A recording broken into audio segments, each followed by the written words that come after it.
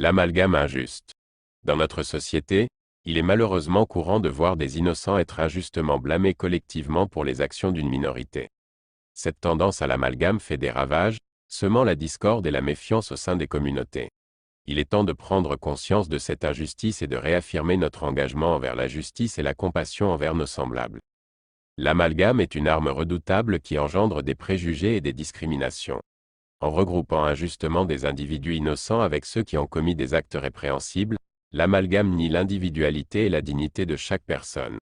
Cela conduit à une stigmatisation collective, où des innocents sont traités injustement en raison de leur appartenance à un groupe particulier. Les conséquences de cette stigmatisation collective sont dévastatrices. Non seulement elle alimente la haine et la division, mais elle peut aussi avoir des répercussions graves sur la vie des individus ciblés. Des peuples, des familles, des carrières brisées, des relations sociales altérées, et des traumatismes émotionnels profonds ne sont que quelques-unes des conséquences tragiques de cette injustice.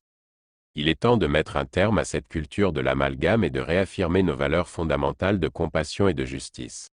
Nous devons nous engager à traiter chaque individu avec respect et dignité, en reconnaissant leur individualité et leur innocence. En éduquant et en sensibilisant les autres sur les dangers de l'amalgame, nous pouvons travailler ensemble pour construire une société plus juste et plus inclusive. Ensemble, nous avons le pouvoir de mettre un terme à l'amalgame injuste et à la stigmatisation collective. En défendant la justice, la compassion et le respect de la dignité humaine, nous pouvons créer un monde où chaque individu est jugé sur ses propres actions et mérites, et non sur des généralisations injustes. Il est temps d'être simplement humain, en reconnaissant et en célébrant la diversité qui enrichit notre monde. Chers auditeurs, nous espérons que vous avez apprécié notre dernier article sur la stigmatisation collective et les ravages de l'amalgame. Nous aimerions maintenant entendre vos réactions et vos pensées à ce sujet. Qu'avez-vous pensé de l'article? Avez-vous déjà été témoin ou victime de stigmatisation collective?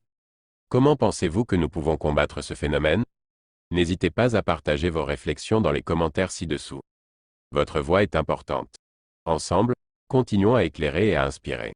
Merci pour votre participation.